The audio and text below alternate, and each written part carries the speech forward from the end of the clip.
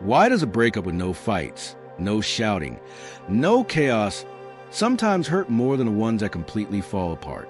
Why do people walk away from calm separations thinking, that wasn't so bad, only to feel the pain grow stronger weeks or months later?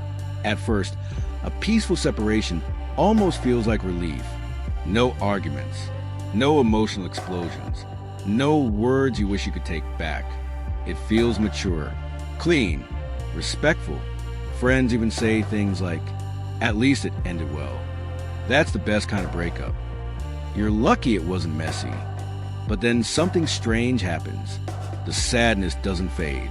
It deepens. You find yourself thinking about it more, not less. The quiet moments feel heavier, and the pain shows up when you least expect it. At night, in stillness, in moments where you thought you were already past it. This isn't weakness. It isn't overthinking. And it doesn't mean you made the wrong choice. It means your brain and nervous system are processing a very specific kind of loss, one that psychology knows is harder to close. To understand why peaceful separations often hurt more, we need to understand how the brain processes danger, safety, and emotional completion during messy breakups.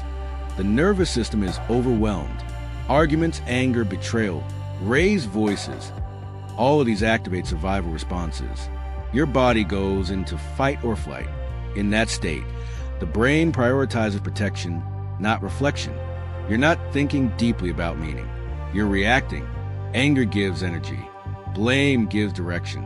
Conflict gives structure to pain.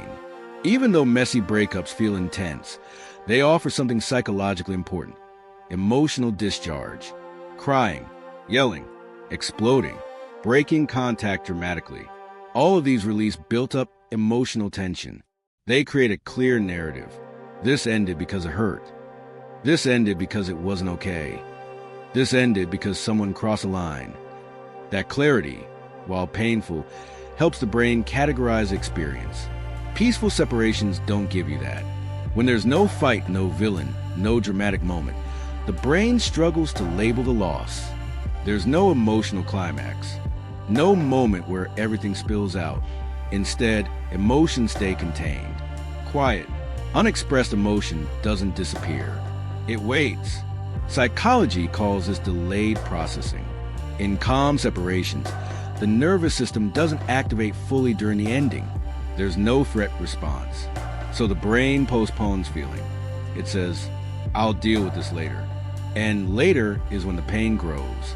Another reason peaceful separations hurt more is because they create ambiguous loss. Ambiguous loss happens when something ends, but without clear emotional resolution. The person is gone, but not emotionally severed. There was love, there was care, there may even still be respect. So the brain stays attached. In messy breakups, anger often cuts attachment. In peaceful ones, attachment lingers. You don't hate them. You don't resent them. You might even wish them well. That makes detachment harder. Your brain keeps the door slightly open, even if you logically know it's closed. This is why peaceful separations often come with looping thoughts. What if timing was different? What if we had tried a little longer? What if we meet again later? These thoughts aren't hope.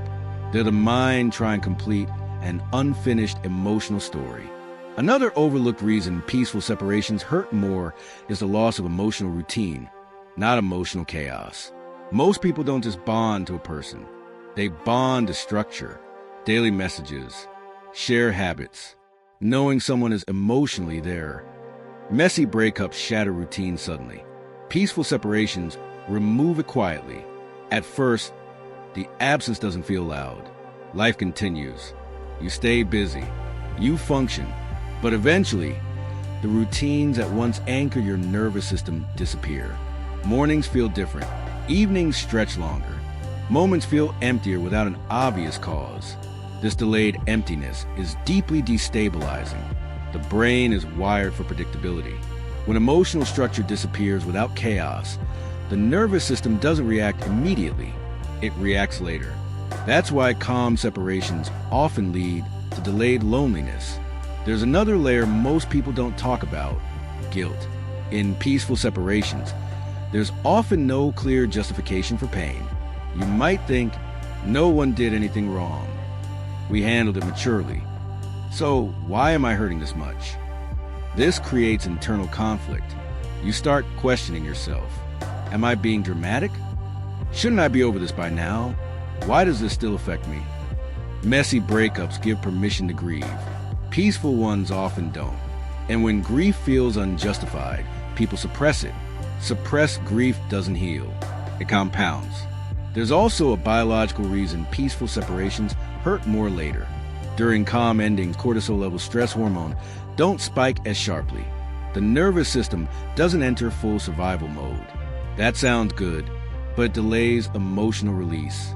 Processing requires a sense of safety. Ironically, the calmer the separation, the longer it can take for the body to feel safe enough to grieve. That's why many people feel fine right after, and worse weeks later. The nervous system relaxes and only then allows pain to surface. This pattern confuses people. They think healing is linear. It's not. Healing happens in waves, especially after endings without chaos. Another reason peaceful separations hurt more is identity disruption. During relationships, people unconsciously shape parts of themselves around connection. Roles form, expectations settle, future images exist. In messy breakups, identity disruption happens alongside emotional shock.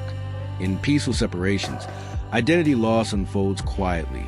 You don't notice it immediately, but over time, you realize something subtle is gone. Not just them, but a version of you, and that loss takes time to name. One of the most painful parts of calm separations is the absence of emotional validation. People don't rally around you the same way. There's no drama to respond to. Friends don't check in as much. Support fades faster. You're left alone with a loss that feels real but invisible. That isolation intensifies pain, not because you want attention, but because shared pain regulates the nervous system. Without it, emotions turn inward. All of this leads to one important truth. Peaceful separations aren't easier. They're quieter, and quiet pain often lasts longer. This doesn't mean you should have fought. It doesn't mean calm endings are wrong. It means your brain and body need time to process what wasn't released in the moment. Healing from a peaceful separation requires different tools. Not distraction, not rushing, not forcing closure. It requires acknowledgement. Letting yourself grieve even if no one was at fault. Letting the sadness exist without justification. Understanding that calm doesn't equal complete. This also means being patient with the timeline. Delayed pain is a regression. It's processing. The nervous system finishes what it postponed. If your separation was peaceful and the pain arrived later, your system isn't broken. It's intelligent. It waited until it felt safe enough to feel. And that's not weakness. That's how human psychology works. Peaceful endings don't erase attachment.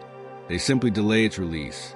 And once you understand that, the pain stops feeling confusing and starts feeling meaningful, because it's not punishment. It's completion.